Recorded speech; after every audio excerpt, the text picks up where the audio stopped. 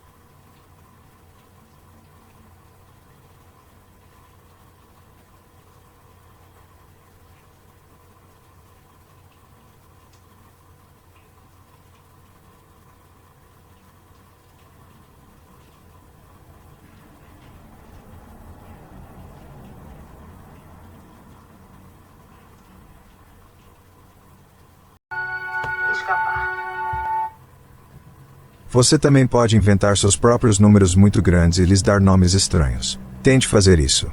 Tem um certo charme, em especial se você tiver 9 anos. Se um Google lhe parece algo grande, considere um Googleplex. É 10 elevado a um Google, isto é, o algarismo seguido de um Google de zeros. Fazendo uma comparação, o número total de átomos em seu corpo é de cerca de 1028. E o número total de partículas elementares prótons, nêutrons e elétrons no universo observável é cerca de 1080. Se o universo fosse preenchido solidamente com nêutrons, digamos, de modo que não houvesse espaços vazios em parte alguma, ainda assim haveria apenas 128 partículas nele, um pouco mais que um Google. Mas muito menos se comparado com um Googleplex. E mesmo assim esses números, o Google e o Googleplex, não se aproximam, nem chegam perto, da ideia do infinito. Um Googleplex está exatamente tão distante do infinito quanto está o número 1. Poderíamos tentar escrever em cifras um Googleplex. Mas é uma ambição sem esperanças. Um papel grande o bastante para nele se escreverem todos os zeros do Googleplex não caberia no universo conhecido. Felizmente, existe um formato mais simples e muito conciso para escrever um Googleplex dandan, ou até mesmo, infinito. Numa torta de maçã queimada, o carvão é na maior parte carbono. Após 90 cortes você chega ao átomo de carbono, com 6 prótons e 6 nêutrons no núcleo, e 6 elétrons na nuvem exterior. Se tirássemos um naco do núcleo, digamos, com 2 prótons e 2 nêutrons, ele não seria o núcleo de um átomo de carbono, e sim o núcleo de um átomo de hélio. Um corte desse tipo, ou fissão, de um núcleo atômico é o que ocorre em armas nucleares e usinas nucleares convencionais, embora o que se divida não seja carbono. Se você fizer um 91º corte na torta de maçã queimada, ou seja, se partir um núcleo de carbono, não obterá um pedaço menor de carbono, e sim outra coisa, um átomo com propriedades químicas totalmente diferentes. Se você dividir um átomo, estará transmutando o elemento. Mas suponha que prosseguíssemos ainda além. Átomos são feitos de prótons, nêutrons e elétrons. Será que podemos cortar um próton se bombardearmos prótons a altas energias com outras partículas elementares, digamos outros prótons? Começamos a divisar unidades mais fundamentais ocultas dentro dos prótons. Os físicos estão propondo agora que as assim chamadas partículas elementares como prótons e nêutrons são na verdade formadas por partículas ainda mais elementares chamadas quarks, que ocorrem numa variedade de cores e sabores, como foram denominadas suas propriedades, numa pungente tentativa de fazer o mundo subnuclear um pouco mais parecido com o que nos é familiar. Serão os quarks os componentes finais da matéria, ou serão eles também compostos por partículas ainda menores e mais elementares? Será que alguma vez chegaremos à compreensão definitiva da natureza da matéria, ou existirá uma regressão infinita para partículas cada vez mais fundamentais? Esse é um dos grandes problemas não resolvidos da ciência. A transmutação dos elementos foi perseguida em laboratórios medievais, numa busca chamada alquimia. Muitos alquimistas acreditavam que toda matéria era uma mistura de 4 substâncias elementares: água, ar, terra e fogo, antiga especulação jônica. Alterando as proporções relativas de terra e fogo, digamos, eles seriam capazes, pensavam, de transformar cobre em ouro. Esse campo estava cheio de fraudes e de embusteiros, como Cagliostro e o Conde de Saint-Germain, que fingiam não só transmutar os elementos como deter o segredo da imortalidade. Às vezes o ouro era escondido numa varinha com fundo falso, para aparecer como que por milagre num cadinho ao final de uma árdua demonstração experimental. Visando a riqueza e a imortalidade, a nobreza europeia se viu transferindo grandes somas aos praticantes dessa arte duvidosa. Mas houve alquimistas mais sérios, como Paracelso e mesmo Isaac Newton. O dinheiro não foi de todo desperdiçado, novos elementos químicos, como o fósforo, o antimônio e o mercúrio foram descobertos. De fato, a origem da química moderna pode ser rastreada direto desses experimentos. Do ponto de vista químico, existem 92 tipos diferentes de átomos que ocorrem na natureza. São chamados de elementos químicos, e até pouco tempo atrás constituíam tudo que havia em nosso planeta, embora na maioria das vezes combinados em moléculas. A água é uma molécula composta por átomos de hidrogênio e oxigênio. O ar é feito sobretudo de átomos de nitrogênio N, oxigênio O, carbono C, hidrogênio e argônio R nas formas moleculares N2O2, H2O e R. A Terra, em si mesma, é uma mistura muito rica de átomos, a maior parte silício, oxigênio, alumínio, magnésio e ferro. O fogo não é feito de elementos químicos. É um plasma em irradiação no qual as altas temperaturas tiraram alguns dos elétrons de seus núcleos. Nenhum dos 4 antigos elementos jônicos e alquímicos é, no sentido moderno, um elemento. Um é uma molécula, 2 são misturas de moléculas, e o último é um plasma. Desde o tempo dos alquimistas, cada vez mais elementos têm sido descobertos. E os mais recentes tendem a ser os mais raros. Muitos são familiares àqueles que primeiro constituíram a Terra ou aqueles que são fundamentais para a vida. Alguns são sólidos, alguns são gases, e 2 bromo e mercúrio são líquidos em temperatura ambiente. Por convenção, os cientistas os dispuseram em ordem de complexidade. O mais simples, o hidrogênio, é o elemento. O mais complexo, o urânio, é o elemento 92. Outros elementos são menos familiares. Hafnio, erbio, dysprosio e praseodímio, por exemplo, e não paramos muito com eles no dia a dia. Em geral, quanto mais familiar um elemento, mais abundante ele é. A Terra contém uma grande quantidade de ferro e muito pouco ítrio. Claro que há exceções a essa regra, como o ouro ou urânio, elementos valorizados devido a convenções econômicas arbitrárias ou critérios estéticos, ou por ter notáveis aplicações práticas. O fato de os átomos serem compostos por 3 tipos de partículas elementares, prótons, nêutrons e elétrons, é uma descoberta mais ou menos recente. Os nêutrons só foram descobertos em 1932. A física e a química modernas reduziram a complexidade do mundo sensível a uma espantosa simplicidade. 3 unidades reunidas em diversos padrões formam, em essência, todas as coisas. Os nêutrons, como dissemos e como seu nome sugere, não têm carga elétrica. Os prótons têm carga positiva e os elétrons, uma carga negativa de mesma intensidade. A atração entre as cargas diferentes de elétrons e prótons é que mantém o átomo unido. Como cada átomo é eletricamente neutro, o número de prótons no núcleo deve ser igual ao de elétrons na nuvem de elétrons. A química de um átomo depende apenas do número de elétrons, que é igual ao número de prótons, e que se chama número atômico. A química é simplesmente números, ideia da qual Pitágoras teria gostado. Se você for um átomo com um próton, você é hidrogênio com 2, hélio 3, lítio 4, berílio 5, boro 6, carbono 7, nitrogênio 8, oxigênio e assim por diante, até 92 prótons, caso em que será urânio. Cargas semelhantes, com o mesmo sinal aritmético, se repelem fortemente. Podemos imaginar isso como uma dedicada aversão mútua a quem é do seu próprio tipo. Um pouco como se o mundo fosse densamente povoado por anacoretas e misantropos. Elétrons repelem elétrons. Prótons repelem prótons. Então, como o núcleo pode se manter unido porque não desmorona instantaneamente? Porque existe mais uma força da natureza, não a gravidade, não a eletricidade, mas a força nuclear de curto alcance, que, como se fosse um conjunto de ganchos que só se prendem quando prótons e nêutrons estão muito próximos uns dos outros, supera a repulsão elétrica entre os prótons. Os nêutrons, que ajudam as forças nucleares de atração e não as forças elétricas de repulsão, constituem uma espécie de cola que ajuda a manter o núcleo unido. Ansiando por solidão, os eremitas se acorrentaram a seus rabugentos colegas e se instalaram entre outros que são dados à indiscriminada e volúvel amabilidade. 2 prótons e 2 nêutrons formam o núcleo de um átomo de hélio, que se mostra muito estável. 3 núcleos de hélio formam um núcleo de carbono 4, um núcleo de oxigênio 5, de neônio 6, de magnésio, N7, de silício 8, de enxofre, e assim por diante. Cada vez que acrescentamos ou mais prótons e nêutrons suficientes para manter o núcleo unido, estamos criando um novo elemento químico. Se subtraímos próton e 3 nêutrons do mercúrio, criamos uro, o que era o sonho dos antigos alquimistas. Mas além do urânio, há outros elementos que na Terra não ocorrem na natureza. São sintetizados por seres humanos e na maioria dos casos logo se desintegram. Um deles, o elemento 94, chama-se plutônio, e é uma das substâncias mais tóxicas conhecidas. Infelizmente, ele se desintegra muito devagar. De onde vêm os elementos que ocorrem naturalmente? Poderíamos considerar uma criação separada para cada espécie de átomo. Mas o universo, todo ele, quase em toda parte, é 99 hidrogênio e hélio 3, os 2 elementos mais simples. O hélio, na verdade, foi detectado no Sol antes de ser detectado na Terra, daí seu nome de Hélio, um dos deuses gregos do Sol. Poderiam os demais elementos ter evoluído a partir do hidrogênio e do hélio para equilibrar a repulsão elétrica.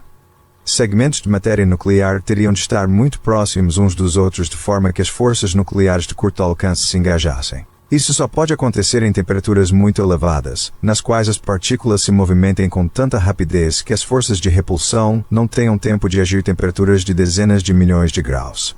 Na natureza, temperaturas tão elevadas e respectivas altas pressões são comuns apenas no interior das estrelas. Temos examinado o Sol, a estrela mais próxima, em vários comprimentos de ondas de rádio à luz ordinária visível e aos raios X, todos os quais emergem apenas de suas camadas mais externas. Ele não é bem uma pedra ardente, como pensou Anaxágoras, e sim uma grande bola de gás, hidrogênio e hélio, brilhando devido às suas altas temperaturas, do mesmo modo que um atiçador brilha quando fica vermelho de tão quente. Anaxágoras tinha razão, ao menos em parte.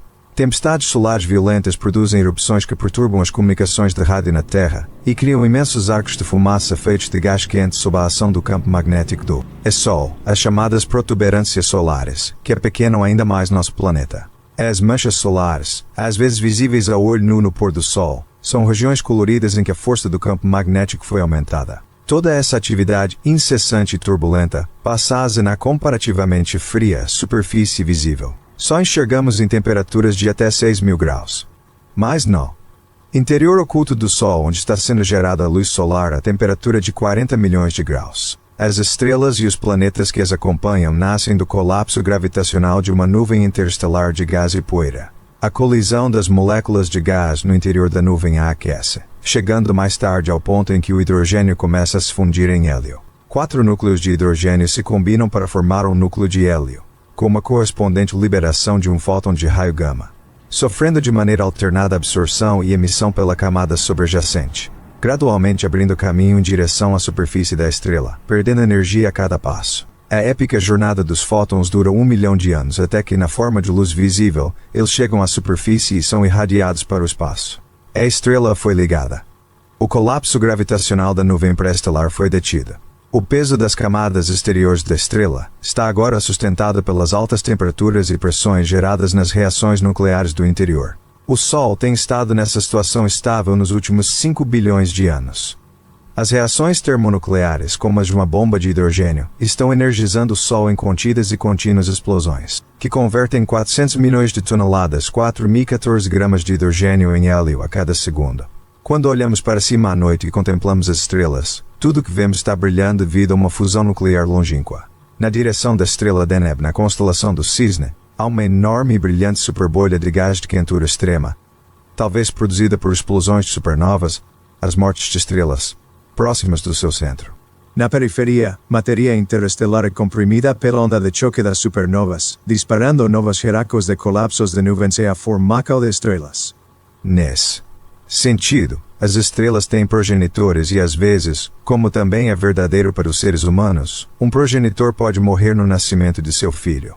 Estrelas como o Sol nascem em lotes, em grandes e complexas nuvens comprimidas, como a nebulosa de Orion. Vistas de fora, essas nuvens parecem ser escuras e sombrias, mas por dentro são iluminadas pelo brilho de estrelas recém-nascidas. Mais tarde, as estrelas saem de seu berçário em busca de seu destino na Via Láctea, adolescentes estelares cercadas por tufos de nebulosidade brilhante, resíduos ainda presos gravitacionalmente a seu gás amniótico. As Pleiades são um exemplo próximo. Como nas famílias de seres humanos, as estrelas depois de maduras se afastam de casa e as irmãs pouco se veem. Em algum lugar da galáxia há estrelas, talvez dezenas delas, que são irmãos e irmãs do Sol, formadas pela mesma nuvem complexa há 5 bilhões de anos. Mas não sabemos que estrelas seriam essas. Podem estar, até onde sabemos, no outro lado da Via Láctea. A conversão de hidrogênio em hélio no centro do Sol não resulta apenas no brilho do Sol, em fótons de luz visível. Também produz radiação de um tipo mais misterioso e fantasmagórico. O Sol brilha fracamente em neutrinos, os quais, como os fótons, não pesam nada, e viajam à velocidade da luz. Mas neutrinos não são fótons. Não são um tipo de luz.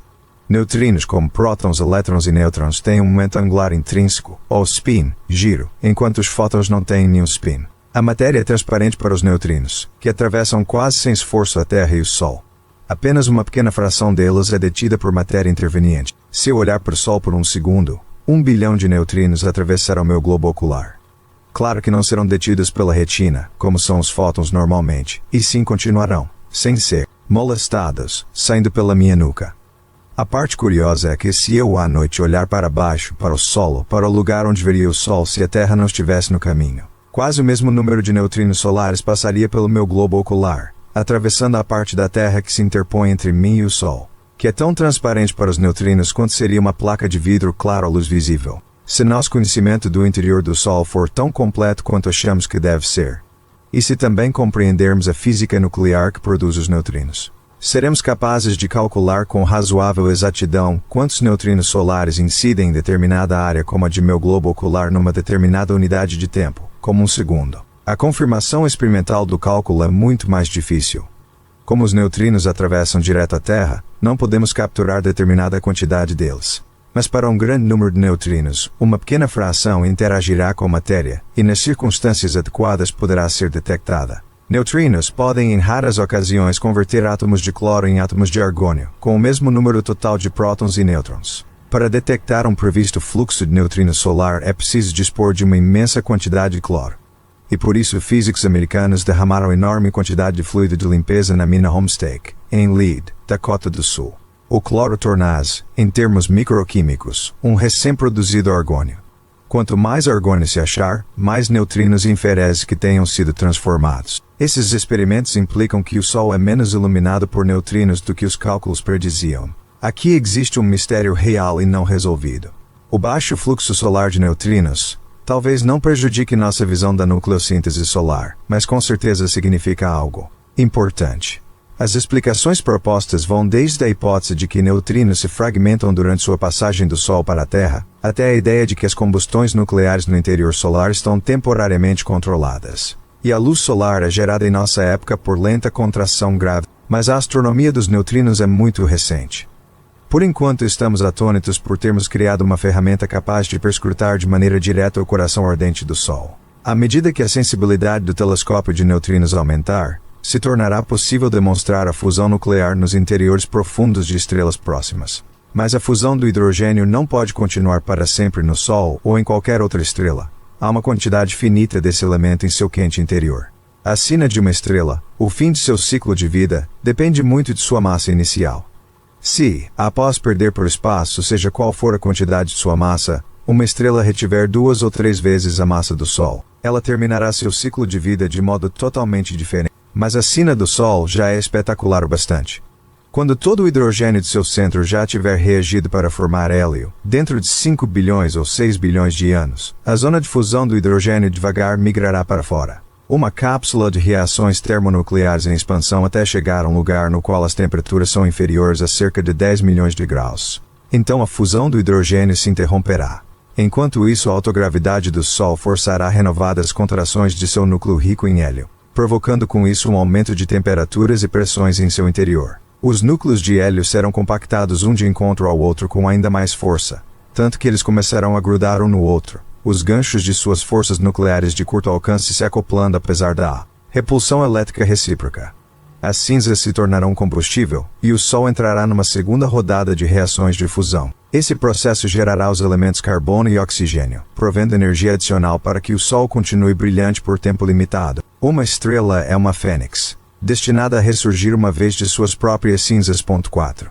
Sob a influência combinada da fusão do hidrogênio numa fina cápsula longe do interior solar e da fusão do hélio em alta temperatura em seu centro, o Sol passará por importante mudança. Seu exterior vai se expandir e esfriar. Ele se tornará uma estrela vermelha gigante. A superfície visível tão longe de seu interior que a gravidade na superfície ficará mais fraca, e sua atmosfera se expandirá para o espaço numa espécie de ventania estelar. Quando o Sol corado e inchado se tornar uma vermelha gigante, envolverá e devorará os planetas Mercúrio e Vênus e talvez a Terra também. O sistema solar interior residirá então dentro do Sol. Dentro de bilhões de anos, haverá um último dia perfeito na Terra. Depois dele o Sol começará devagar a ficar vermelho e a se distender, presidindo ao aquecimento e sufoco da Terra, mesmo nos polos. As calotas de gelo no Ártico e na Antártida derreterão, inundando os litorais do mundo. As altas temperaturas dos oceanos libertarão mais vapor d'água no ar, aumentando a nebulosidade, escudando a Terra da luz solar e adiando um pouco o desfecho. Mas a evolução solar é inexorável. Mais tarde os oceanos vão ferver, a atmosfera vai evaporar para o espaço, e uma catástrofe das mais imensas proporções imagináveis assolará o planeta. 5. Enquanto isso, os seres humanos quase com certeza terão evoluído para algo bem diferente. Talvez nossos descendentes sejam capazes de controlar ou atenuar a evolução estelar. Ou talvez simplesmente peguem suas coisas e sigam para Marte ou Europa ou Titã ou por fim, como na visão de Robert Goddard, Busquem um planeta inabitado em algum sistema planetário jovem e promissor. As cinzas estelares do Sol poderão ser reutilizadas como combustível só até certo ponto. Depois virá o tempo em que o interior do Sol será todo carbono e oxigênio, quando nas temperaturas e pressões prevalentes não poderá haver mais reações nucleares. Depois que o hélio central tiver sido quase todo utilizado, o interior do Sol continuará seu adiado colapso, as temperaturas tornarão a subir, deslanchando uma última rodada de reações nucleares e expandindo um pouco a atmosfera solar. Em seus estertores mortais, o Sol pulsará a um ritmo lento, expandindo-se e contraindo-se uma vez a cada alguns milênios, mais tarde expelindo sua atmosfera para o espaço em uma ou mais cápsulas concêntricas de gás. O quente interior solar, exposto, inundará a cápsula de luz ultravioleta, induzindo uma linda fluorescência vermelha e azul que se estenderá para além da órbita de Plutão. Talvez metade da massa do Sol se perca desse modo. O sistema solar ficará então cheio de uma misteriosa radiação, o fantasma do Sol, dirigindo-se para o exterior. Quando olhamos à nossa volta, em nosso pequeno canto da Via Láctea, vemos muitas estrelas cercadas por cápsulas esféricas de gás brilhante, as nebulosas planetárias. Elas não têm nada a ver com planetas, mas algumas parecem ser reminiscentes, em telescópios inferiores, dos discos azul esverdeados de Urano e Netuno. Tem aparência de anéis, mas apenas porque, como em bolhas de sabão, enxergamos mais de sua periferia do que de seu centro. Cada nebulosa planetária é o indicador de uma estrela que está in extremis. Próximo à estrela central pode haver um séquito de mundos mortos, remanescentes de planetas que já foram cheios de vida e agora não têm ar nem oceanos, banhados de uma luminosidade fantasmagórica. Os restos mortais do Sol, o centro exposto dele, no início envolto em sua nebulosa planetária, será uma pequena estrela quente, perdendo calor para o espaço, que colapsou para uma densidade nunca antes conhecida na Terra. Mais de 1 tonelada para o volume de uma colher de chá. Daqui a bilhões de anos o Sol se tornará uma degradada anã branca, esfriando, como todos esses pontos de luz que vemos nos centros de nebulosas planetárias, a partir de altas temperaturas de superfície até seu estágio final, de uma escura e morta anã negra. Duas estrelas de mais ou menos a mesma massa evoluem mais ou menos paralelamente. Mas uma estrela com massa maior esgotará seu combustível nuclear mais rápido, tornar-se-á uma gigante vermelha mais cedo, e será a primeira a entrar no declínio final como anã branca. Deveria, portanto, haver, como há muitos casos de estrelas binárias, uma delas uma gigante vermelha, a outra uma anã branca. Alguns desses pares apresentam tanta proximidade entre as duas que chegam a se tocar, e a brilhante atmosfera estelar fluida distendida gigante vermelha para a compacta anã branca, tendendo a cair em determinada região na superfície da anã branca. O hidrogênio se acumula, comprimido a pressões e temperaturas cada vez mais altas pela intensa gravidade da anã branca, até que a atmosfera roubada à gigante vermelha passa por reações termonucleares, e a anã branca fulgura e brilha brevemente. Uma binária assim chama-se nova, e tem origem bem diferente daquela da supernova. As novas ocorrem apenas em sistemas binários, e sua energia vem de fusão de hidrogênio. Supernovas ocorrem em estrelas isoladas, e sua energia vem de fusão de silício. Os átomos sintetizados nos interiores de estrelas em geral são devolvidos ao gás interestelar. As atmosferas exteriores de gigantes vermelhas são lançadas no espaço.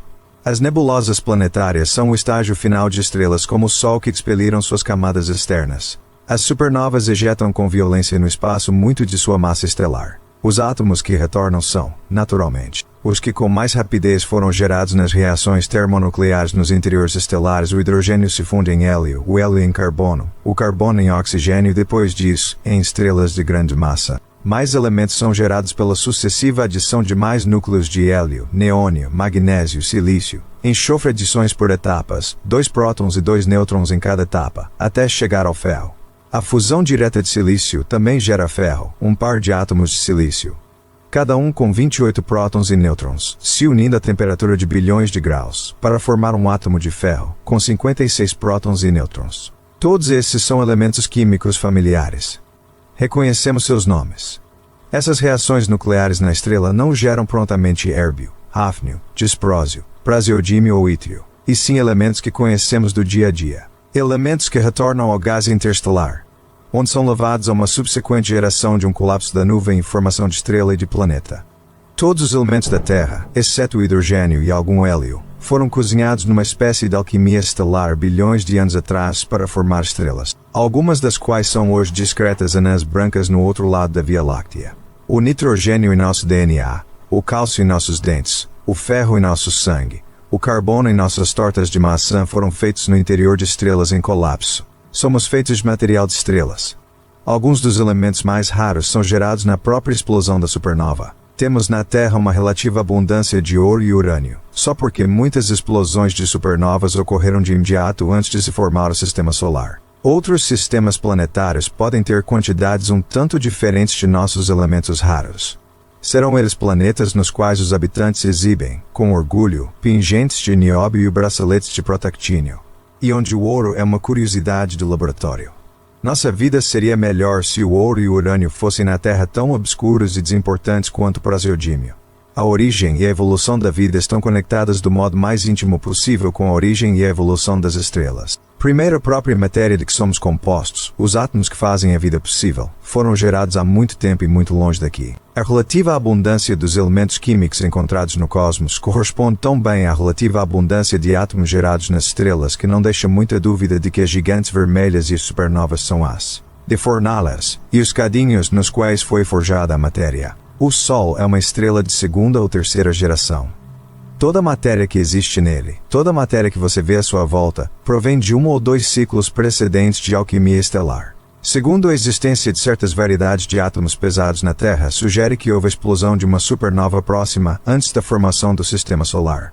Mas é improvável que isso seja mera coincidência. O mais provável é que a onda de choque produzida pela supernova tenha comprimido gás e poeira interestelares e deslanchado a condensação do sistema solar. Em terceiro, quando o Sol se ligou, sua radiação ultravioleta penetrou na atmosfera da Terra seu calor. Gerou o relâmpago, e essas fontes de energia desencadearam o surgimento das complexas moléculas orgânicas que levaram à origem da vida. Quarto, a vida na Terra desenvolveu-se quase que exclusivamente à luz do Sol.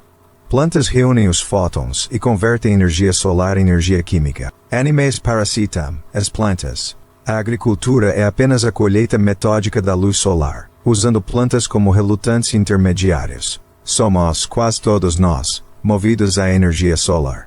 Por fim, as mudanças hereditárias chamadas mutações provêm a matéria-prima da evolução. Mutações, das quais a natureza seleciona seu novo inventário de formas de vida, são produzidas em parte por raios cósmicos, partículas de alta energia jetadas quase à velocidade da luz em explosões supernovas. A evolução da vida na Terra é movida em parte pelas mortes espetaculares de imensos e distantes sóis. Imagine-se levando um contador Geiger e um pedaço de urânio a um lugar profundo nos subterrâneos da Terra, uma mina de ouro, digamos, ou um tubo de lava, uma caverna escavada através da Terra por um rio de rocha derretida. Esse sensível contador bipa, quando exposto a raios gama ou a partículas muito carregadas de energia, como prótons e núcleos de hélio. Se o levarmos para perto do minério de urânio, que está emitindo núcleos de hélio numa degeneração nuclear espontânea, a frequência do contador, o número de Klebnuto, tem um aumento colossal. Se pusermos o minério de urânio numa vasilha pesada de chumbo, a frequência do contador cai de maneira substancial. O chumbo absorveu a radiação do urânio.